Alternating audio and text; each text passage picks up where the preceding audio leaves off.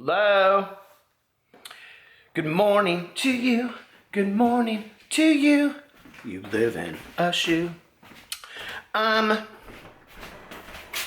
I have just recorded my videos for the day. I'm plugging in my computer.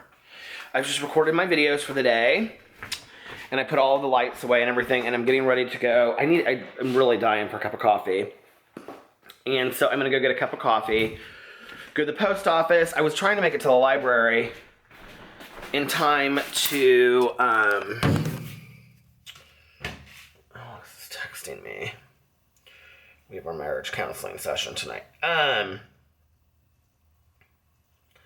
was trying to make it to the library in time to pay this fine. I have this book that I cannot find to save my life from the library. And I don't know what I'm going to do. It's like a $20 book. And I've looked literally everywhere for this book. And it is nowhere to be found. So I guess I'm just going to have to buy the book, which does not make me happy. I almost kind of feel like I returned the book. So I'm going to go into the library and look and see if I can find it. Because maybe they just, I don't know, maybe they just didn't get it or something. Or they, does that ever happen to you? It's happened to me before. But I wanted to say, first, I got some things from the post office yesterday that were very, very cool. The first one is from Karen, and Karen is a new subscriber, and she was watching my booktube videos, and she saw that, this is so out of focus anymore. I hate it. And she saw that I love postcards I'm so excited about what I'm about to show you, for bookmarks. But she also sent me this bookmark, and it says, "Being different is one of the most beautiful things on earth." And on the back she wrote, "To Peter from Karen," which I love. But she gave me these two postcards. Oh my God, they made me so excited for Halloween. And the first one is from Salem, Massachusetts. "Something's always brewing." Can you guys see that? Let me see if I can. If you can see it on the back of this box. Can you see it? It's very cool. It's very Halloween. And then she sent me another one. And it's a Halloween one too. And I love anything that's Halloween and old-fashioned. I love that.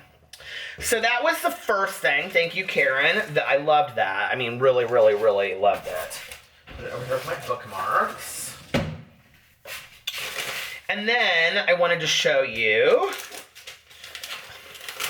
Now, I'm not going to read the letter because the letter is very long and very personal from Susie. And that's all I'm going to say. She sent me a picture of her family, but for some certain reason, she asked me not to show the picture. So I'm not going to read the letter. Susie, thank you so much. This was incredible. She sent me a pack of gum to calm myself down. And you guys are going to die when I show you the things she sent me. But anyway, she sent me this, oh my God, I didn't even open it inside. Oh, I wouldn't have even seen that. So she sent me this mug. Hello? Is it tea you're looking for? See, it's Lionel Richie. And it's this glass teacup. And then it has this on top of it, which I love. It's incredible. So I like any of these little glasses like this, and it's glass, so.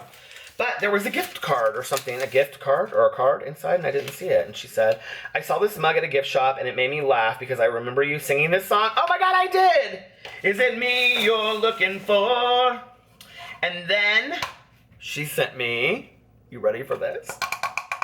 I love these little things, and Carrie had just sent me a bunch of these for my office. I'm going to put it in my office, but this one is going to stay at home. I'd like to put it behind me in all of my videos, but I'm going to have to see if it takes it off focus. Are you ready? This is so perfect. Woof. I want this to be my thumbnail. I love that so much. So it's going to go over there somewhere. I don't know. My husband is going to get so sick and tired of this stuff. But let me just show you on top of our old microwave. Woof, woof. So I love that so much. I was so excited to see that. Alex thought that was so cute as well. So thank you for all of that. And you guys are phenomenal. I'm getting ready to, go get my coffee. And I always get two, you got fit in there?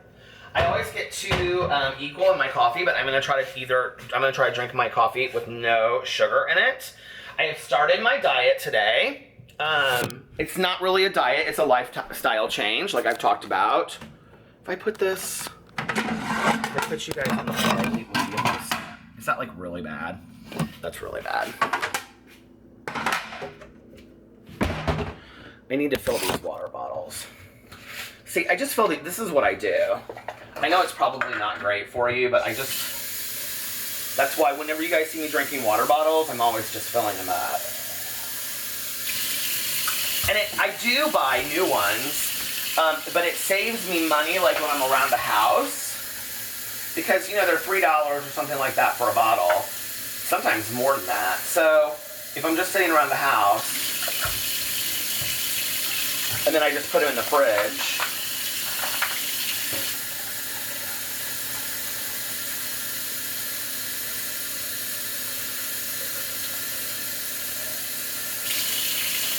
I have to go to the grocery store later and get some stuff to eat for tonight. I want to get some bananas, and I want to get mango. So I'm going to do that on my way home from the post office. I guess I really don't need a coffee, but I kind of wanted one.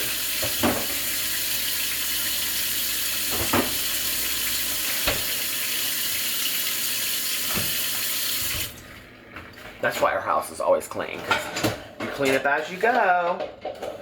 And I have to later get dog treats. We're out of dog treats. So that's been my day so far. I've had a really good day. Slept in. I got to read a little bit. Yeah. Yes. So I'll see you guys back in a little bit. Hello. So I'm sitting in the parking lot of the post office watching Drag Showdown, the newest episode. I'm so excited. Like halfway through it right now. But I just went to the post office and I got an Amazon gift. It feels like a book. So I'm very excited about it. Let's read the card. Hi, Peter. I hope that you enjoy, from Kristen. Oh my God, she left her phone number and everything. Girl, you might just get a call. Oh my gosh. So excited.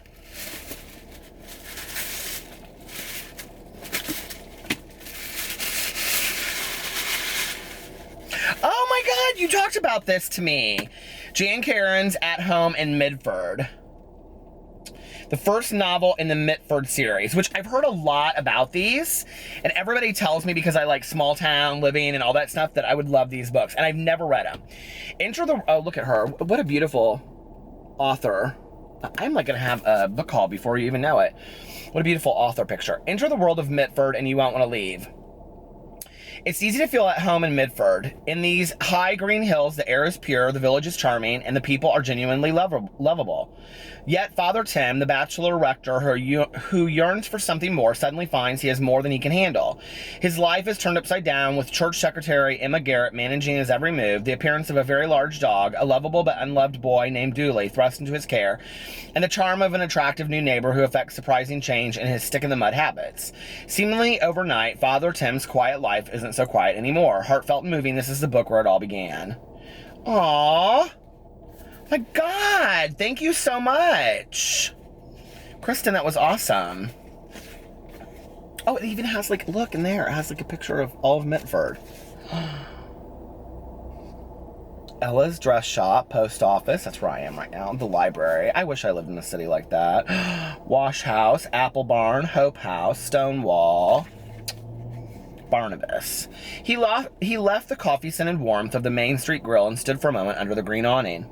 The honest cold of an early mountain spring stung him sharply. He often noted the minor miracle of passing through a door into a completely different world, with different smells and attractions. It helped to be aware of the little things in life, he told himself, and he often exhorted his congregation to do the same. As he headed toward the church office 2 blocks away, he was delighted to discover that he wasn't walking at all. He was ambling. It was a pleasure he seldom allowed himself. After all, it might appear that he had nothing else to do, when in truth he had always had something to do. He decided to surrender himself to the stolen joy of it, as some might eat half a box of chocolates at one setting without remorse. He arrived at the office, uttering the prayer he had offered at its door every morning for 12 years. Father, make me a blessing for someone today. Through Christ our Lord. Amen. As he took the key from his pocket, he felt something warm and disgustingly wet on his hand. He looked down into the face of a large, black, mud-caked dog whose tail began to beat wildly against his pant leg. Good grief, he said, wiping his hand on his windbreaker. At that, the dog leaped up and licked his face, sending a shower of saliva into his right ear. Oh, I can't wait! Oh my God, thank you so much. That is awesome. And with that, I'm going to go back to watching Drag Showdown before I take off here, because I have like 15 minutes left, and then I have to go to my marriage counseling appointment. So I will see you guys in just a little bit. Hello, focus camera. I just got back from marriage counseling, which went really, really well tonight. We talked about like all these different kinds of intimacy, like 15 different kinds of intimacy, like emotional intimacy, intellectual intimacy, and he gave us all these assignments to try different things, and so that was very, very cool. Alex went to go meet with his best friend's sister and her mother, who are going back to Miami tomorrow. So I went to Fresh Time. Do you guys love Fresh Time? Like everything is, like I like it better than Whole Foods because everything just looks like, I don't know, so cool in there. But let me show you what I got. So I got bananas. I love bananas. I got bananas. This is kind of like, it's vegetarian. It's kind of semi-raw, but not really. Because, well, it's not. Because I got garlic pita chips. It's not raw at all, but it's vegetarian. And then I got hummus, spicy avocado, organic. And I hope people are, like, supportive of me and aren't just like, well, you didn't get this kind, so that doesn't mean, blah, blah, blah. I'm doing my best, okay? And then I was really hungry for mangoes, but they didn't have any mangoes there. So I got this fresh cut veggies mango salsa, and it's just mango, papaya, pineapple, orange, cilantro, salt, lemon juice, yellow, red, and green peppers, jalapenos, and yellow onion. I think it looks so good. And then I got some water, which I've already been drinking. And then I got this organic core lemonade. And then for breakfast in the morning, I got this bunched greens, true organic juice. 100% juice smoothie. Blend of juices from, and not from, okay, so it's all organic. 7 spinach leaves, 4 lettuce leaves, half a banana, 1 kale leaf, 1/3 lemon, and 2 and 1/3 apple. And that's what I'm having for breakfast in the morning. So, there we go. Oh, and I forgot I had tomatoes in here from, I saved these, from, I love these little grape tomatoes, from what do you call it, Blue Apron. Well, Blue Apron did serve some kind of purpose for me. So I'm going to make a little dinner tray for myself.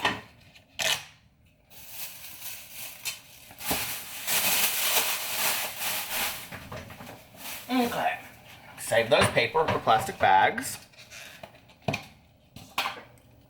This is like not a mukbang, but look at that.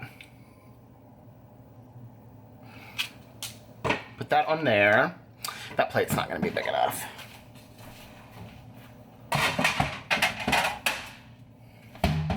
So put it on here. Are you guys hummus eaters? Like we are. I've never had this brand of hummus before, so I was gonna try it. It's called Hope Hummus, and it's spicy avocado. I already said that. That's what it looks like. It doesn't have all the fancy stuff on it, but who cares? And then I have a banana for dessert. So there's my little meal. Pretty simple. And this drink. Yeah. So, we actually talked about my weight and how Alex can be supportive of me losing weight in our counseling session. Woof! And so on the way home, I was like, so what are you gonna do now? And he was like, well, do you wanna go get dinner? And I was like, this is like leaking everywhere. And I was like, and this is so bad, you guys, here, I'm telling him myself. I said, well, I was supposed to start my diet today, but I could be talked out of it. He goes, no. He goes, you're gonna start the diet, because Alex is starting his health, when he gets his meals, because he's doing that. I think what he's doing is called Octavia. Is that what it's called? Something like that. But anyway, when he gets his in the mail, he's gonna start them. So, we'll both be eating healthy at the same time. I think it really helps when couples do it at the same time, don't you? Like, I think it's really, really hard to, like, eat healthy if the other person isn't, if that makes sense. So, these little monsters down here booing Tucker. I mean, it's hard to diet when your husband has 120 pizza rolls in the freezer. 120. I mean, seriously? And a full-size Toblerone. That's for his brother, actually. I had it in the back of my car, but it was melting, and so I took it out of there. So, there's my banana. Okay. This reminds me of the days that I was like I had been a vegetarian forever, and I'd just be like, God, what am I hungry for today? So, I'm gonna go eat and watch an episode of Big Brother because I'm behind. And I will see you guys in a little bit. Hello! So here's the rest of my night. It is 12:33, and I'm on my way to Meijer to get some Aleve and to grocery shop, because I want to do some grocery shopping for the rest of the week. I've stuck to my diet all day long. I'm doing this vegetarian diet like I talked about. I just talked to Alex about it. He's 100% supportive of it. He's like, no, I'm gonna hold you accountable. I said, okay. And my stomach was hurting earlier, and it was interesting because I was like, I talked to Tanya, and I was like, I haven't had any fountain pop today. But I don't usually, unless I'm with her or I go through get fast food, which is like every day. But I don't drink like 3 of them a day. I drink like 1 32-ounce a day, which is a lot. I mean, it still is a lot, right? So I haven't had any fountain pops, and but like I'm so used to eating fast food, I think, that my stomach doesn't know what to do with it. And I'm like my stomach really hurts right now. Like, well, it hurt more earlier, but like now it kind of just feels like, I don't know how to explain it. Yeah, I don't know how to explain it. Like, it doesn't hurt. I just feel kind of like queasy, if that makes sense. And every time I change my diet, I always feel like that. But it is weird to me that I'm like only like 1 day into this, and already my like, I don't know, maybe it's stress from like knowing that I'm gonna do this. Who knows? But I want to get a good night's sleep, so I'm gonna go to the grocery store, and then I'm gonna, excuse me, I have to be at an appointment at noon tomorrow. So I'm gonna go home and go to bed and try to get 8 or 9 hours of sleep. And yeah, that's gonna be my night tonight. Why is this light not changing? Did you guys believe in those like things in the road? Somebody just told me when I was talking about it, that's not true. But every time I do this and I move back up, like, see, it changed. So I don't know. Is it true? Do they really have those things in the road? But anyway, does it really matter? I'm wanting to go get like some like Morningstar like black bean burgers. I used to eat those back in the day. I just kind of want to look through like the vegetarian section and see what they have. I want to get kind of excited about what I'm eating a little bit. And then I was thinking about maybe tomorrow going to Whole Foods and getting a salad from the salad bar. Everybody tells me their salad bar is pretty incredible.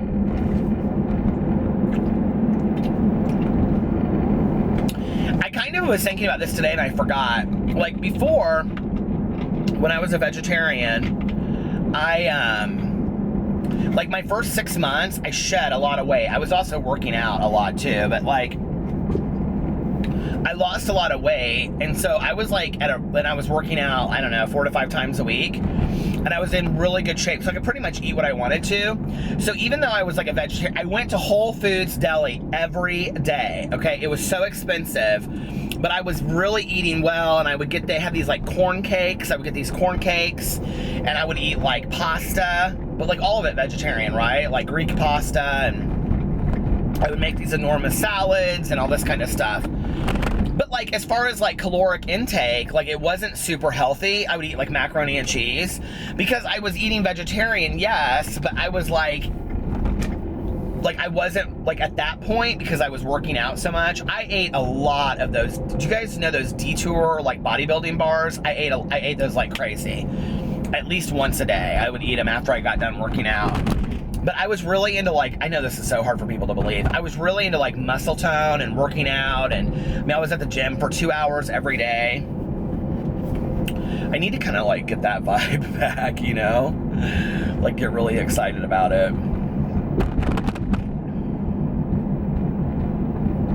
I think it's, like, so hard to lose weight, like, once you were, like, thin and in shape and eating healthy, and then, like, you gain all of this weight back, and then you're like, you're even harder on yourself, you know? And I remember back in the day, this was when I wasn't a vegetarian, but I was, like, working out a lot, and I was running every day. I used to have this, vegetable rice steamer, and like you put rice in the bottom and then vegetables on top, and you set it for like 10 minutes and it like cooked the rice and made the vegetables. And then like you could buy those 2 breasts of chicken like in a package that were pre-made, and I would just throw one of those in the microwave. This is what I would eat for dinner every night. One of those in the microwave, and then like I would eat my steamed rice and vegetables with it. And like it sounds so good to me right now, but like that's what I ate every night for dinner, with like a huge glass of milk and a peanut butter sandwich. I don't know why the peanut butter sandwich, but it was like that's a pretty hefty meal, you know? And then I would, like, for lunch, I had a little tuna can of tuna and some crackers and a V8 juice. And so, like, that was what I was eating a day. I was probably eating about 1,300 calories, but I think it was pretty healthy, you know? I think the peanut butter gave me a little bit of fat that I needed. I think, you know, I don't know, but I ate that every day. I would go work out, and then I would come home, and then I would eat that, and that's what I ate every day. And, I mean, like, people would say to me, they're like, you look so good. You're, like, in incredible shape. So, we'll see, you know? Like, I don't know that I need to eat meat to do that, but if I don't stick to the vegetarian thing, if I don't, I really want to, but if I don't, then maybe I could go back to that. I don't know. I'm, like, all over the place. You know, it's like plans. And when you're, like, food obsessed like me, you constantly think about it. And tonight, I was like, I'm hungry, I want to eat. And it's totally not that I'm hungry. It's that I'm having, like, this mental obsession with food. So I thought, well, screw it. I'll go to the grocery store. I'll fulfill that mental obsession for tonight. And, because I'm trying not to eat past, like, 8 o'clock. And I will, buy groceries for the week, you know? Because I can do that. I can get excited about it. And I don't have to, like, you know, eat a bunch of crap. I was like, have I really been talking for 6 minutes straight? On Trisha and Big Brother tonight, she said that she can speak like 100 and so many words in 52 seconds. I'm like, who taped you or who recorded you saying that? I think somebody should record to see how fast I can talk. I can talk faster than Trisha Paytas any day of the week. I love Meyer. I wanted Tanya to go to Meyer with me, but her son is moving tomorrow to Florida with his girlfriend, and they are watching movies, and so I was like, just hang out with Nick and have a good night. Dream. Now, I'll tell you what I don't like about this Meyer. It starts there and it ends over there. And the thing is that to get the leave, you have to go in down there and walk all the way down there, all the way back, and then the groceries down here. And I'm like, ugh, kill a beast. I guess it wouldn't hurt me to walk a little bit, would it? So anyway,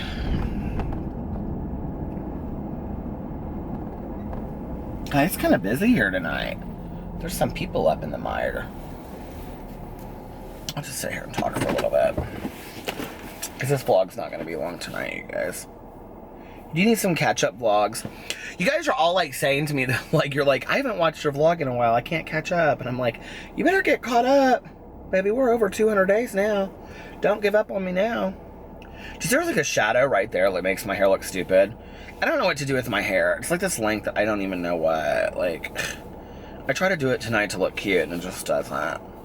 My hair was cuter when I was younger and thin. Not just thin. It's, like, your hair texture changes as you get older. And it kind of sucks, really.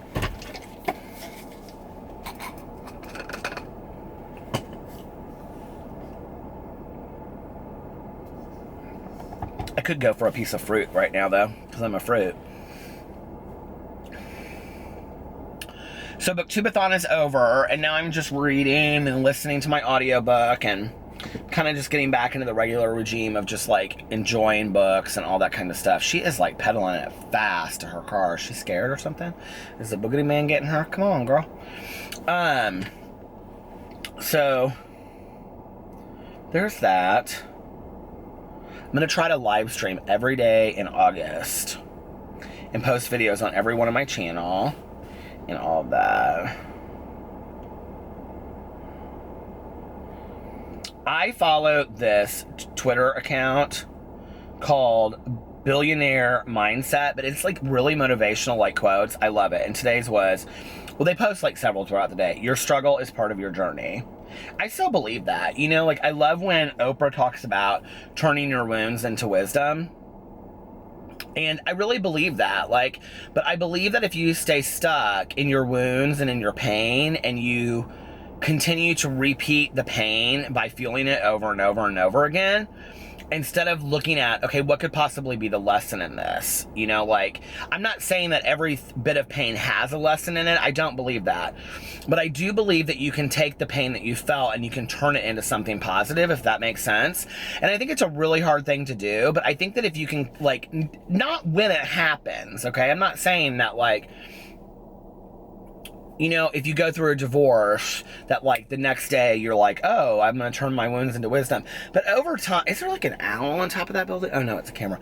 But over time, you know, to, like, look at that and say, okay, like, I'm a stronger person. I made it through that. You know, like, that which doesn't kill you makes you stronger, you know? And you believe that. And you believe that, like, you know, I can get through this. And, you know, I get so many messages from college kids starting college, and they say, I watch your vlogs, I watch your videos, I love you, blah, blah, blah, I'm starting college. What would be your piece of advice to me? My piece of advice to going to college where nobody knows you is, you can reinvent yourself to be whoever you want to be. And I think it's this wonderful opportunity to meet new people, put your hand out. It's one of the scariest things in the world to me is to put my hand out and introduce myself to people, but over time I've learned to do that. It's been a way of me feeling like I have some control over my social anxiety, if that makes a little bit of sense, because I'm terrified to do that. So if I go to a meeting, like especially in 12-step programs, like I go to a meeting and then like I'll put my hand out and go, hi, I'm Peter, it's nice to meet you. And, or, hey, I really liked your share, it's nice to meet you. Or are you new? Or, you know, are you a newcomer? And that's taught me over time how to kind of like be more comfortable in social settings. And I think that if you can become that person in a workplace, in a school setting, in a college campus, you know, just introducing yourself to somebody like in the dorm and being like, hey, you know, I'm Peter, are you new here too? You know, oh, no, I'm not, I'm a senior. Oh, well, hey, can you give me some clues of what's going on about here? You know, people you will find are genuinely 90% of them, I think. I'm just going to pull that out of my ass. I mean, people are genuinely pretty nice, you know?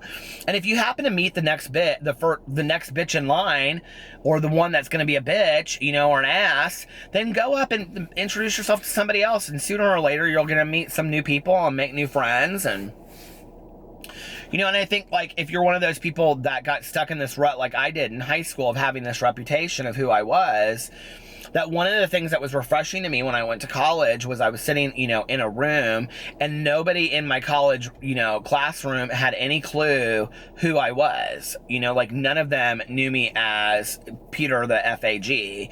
And so I was just able to be Peter, you know, and so when people met me, you know, if they were like, are you gay or whatever, I was out at that point. I was like, yeah, you know, and then it was like no big deal. So I went from this high school setting of where everybody thought it was this big deal talking behind my back and I was afraid to say anything about it, to this completely open environment where it was no big deal. Like, I can't remember it ever being a big deal in college. Do you know what I mean? And, you know, like, that's, like, I don't even know that I even realized it until right now, but it's a total change of perspective and how I looked at the world. That, you know, like, I went and I was every day going to the school that I was terrified in, to going to this school that everything I was terrified about no longer was an issue. And not because I reinvented myself necessarily, but because it just wasn't an issue. And I had a lot of control over not making it an issue, if that makes any kind of sense whatsoever. So I don't know. I think it's pretty powerful to think about, though, you know, that we control our own destiny. I really do believe that to some degree. I mean, a lot of us, you know, I don't know. When I hear people say, like, we all have the same ability to... No, we don't. Okay, that's just not true. There are a lot of us that come from less fortunate backgrounds, a lot of us that come from families that have no money, a lot of us that come from, you know, uneducated families, a lot of us that didn't have schools that gave a shit about us, a lot of us that come from countries that just don't have the resources that other countries do. You know, like, let's just be for real. Not everybody was born into this world with the same fare card. It's just the case.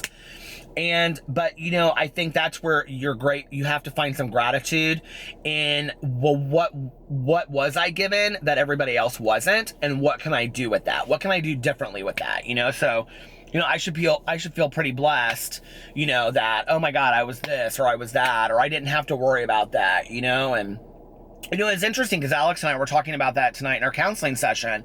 You know, he said, you know, you want to compare us and how we respond to things emotionally or whatever. He said, but the problem is, he said, your 12 years old looked a lot different than my 12 years old, right?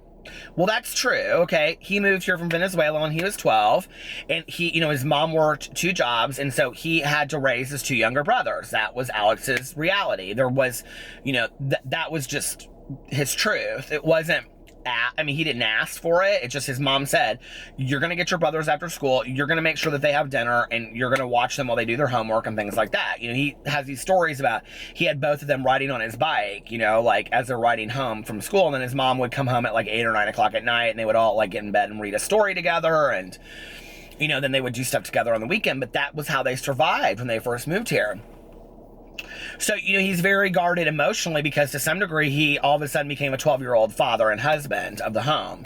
Well, okay, so my 12 years old looks a lot different than that, you know? My 12 years old looks very much like a 12-year-old, except that I had an alcoholic mother that I never knew what the night was going to look like when I walked through the door. She had 15 martinis with her girlfriends, and she was passed out in bed and wouldn't know if I was there or not, or was she going to be mom with chili and Little House on the Prairie? And I'm not looking for any, you know, pity for that. What I'm saying is everybody's circumstance is different. Everybody's journey is different. Everybody's story is different, and we all have a story. You know, and I think the real truth, and this is what the counselor was saying to us, is instead of let's one-upping each other on who has more emotional baggage, and that's why I'm not an emotional person, let's open up emotionally and look at these different, because I was talking about this earlier in my vlog, let's look at these different kinds of emotional intimacy where we share these things with each other and say, I was really scared. I didn't know what I was coming home to. You know, and Alex will say, I was really scared too, but I didn't have an opportunity. I had to be the dad to these 2 little kids that were my brothers, you know, and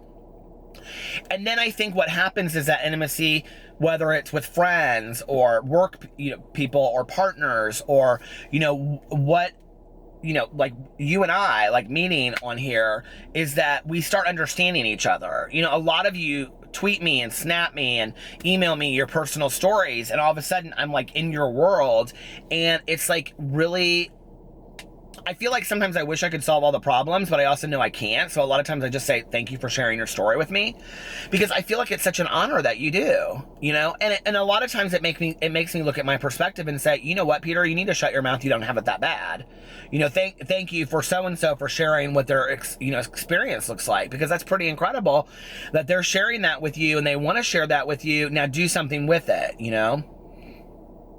And I think that's really what living is all about. It's a common collective of us listening to one another and finding gratitude in our lives and being thankful for what we have and loving one another. I think that's ultimately what it's all about. I hope that is what it's all about. You know, it's easier to love somebody than it is to hate somebody. It's easier to understand somebody, you know, than it is to, I mean, it's very much like the St. Francis prayer.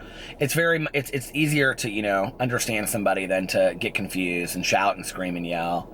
But we always go to that, don't we? Like, not even me, like all of us do, you know? I think it's easier to be like, my feelings are hurt, you don't care about me, I hate you, it's easier to do that than to step back and go, I love you, I'm going to try to understand where you're coming from, I want to hear what you have to say, I'll shut my mouth and listen. You know, if we did that more often, can you imagine what this world would look like? Maybe someday. That's all I can hope for. All right, I'm going to go inside and go grocery shopping, and I will see you guys back tomorrow. I love you, and I will, sweet dreams. A lot of you go to sleep with this, so sweet dreams, and I will see you tomorrow. Bye.